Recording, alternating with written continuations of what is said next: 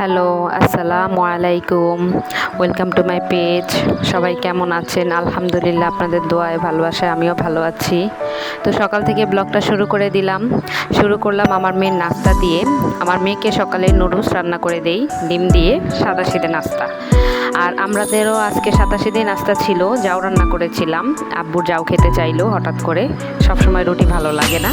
তো আমার মাকেও নাস্তা খাইয়ে দিলাম, তারপর আমিও খেয়ে নিলাম ডিম ভাজি আর আলু ভর্তা দিয়ে, বাবাকেও খাইয়ে দিয়েছি। এরপর কিছুক্ষণ রেস্ট নিয়ে তরকারি দুপুরের জন্য রান্না করতে চলে আসলাম। দুপুরে রান্না করেছিলাম আজকে সরষা টমেটো আলু দিয়ে শিং মাছের ঝোল। শিং মাছটা আমি কাঁচা খেতে পছন্দ করি না, আমি ভেজেই খেতে পছন্দ করি। এই যে তরকারি হয়ে গেল। আমি তরকারিতে ঝোল পছন্দ করি, আমার ফ্যামিলির সবাই ঝোল পছন্দ করে, তো সেই পছন্দ অনুসারেই রান্না করি। তো এটা হচ্ছে একটা স্পেশাল রান্না, যেটাতে তেল লাগে না, শুধু মশলা দিয়ে সবজি দিয়ে, তেল পেঁয়াজ লাগে না, মশলা আর সবজি দিয়ে রান্না করি। এটাতে পাঁচমিশালি সবজি দিলে ভালো লাগে। এটা একটা শুটকির তরকারি। এটা আমাদের গ্রামে তৈরি, মানে গ্রামের স্পেশাল। আমার নানি রান্না করতো, সেখান থেকে আমার মা শিখেছে, আমি শিখেছি আমার মার কাছ থেকে। তো খুব মজা লাগে এই তরকারিটা, কেউ একদিন রান্না করে খেয়ে দেখতে পারেন।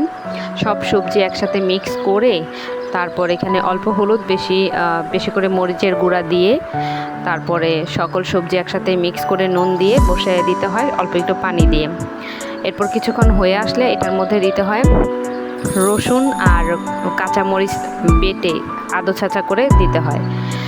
তো তারপরে আমি আবার গুঁড়া চিংড়ির শুটকি দিয়েছিলাম, সেটা আগে দিয়েছি। তারপরে রসুন আর কাঁচামরিচের পেস্ট দিলাম। এরপরে দিলাম চাপা শুটকি। এটা হচ্ছে আসল টেস্ট। চাপা শুটকির গ্রানটাই অনেক ভালো লাগে এই তরকারিতে। এই তরকারিটা আস্তে আস্তে হবে, অনেক বেশি আগুনের তাপ দিয়ে হবে না।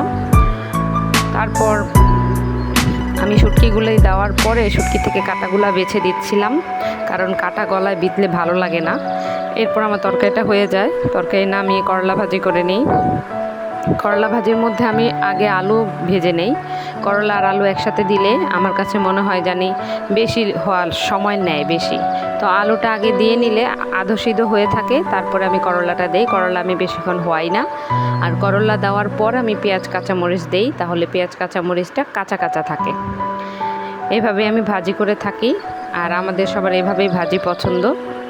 আমি সবসময় সব ভাজিতেই মাঝখানে পেঁয়াজ কাঁচামরিচ দিয়ে থাকি, এতে পেঁয়াজের কাঁচামরিচের একটা ঘ্রাণ থাকে, যেটাতে ভাজি খুব ভালো লাগে।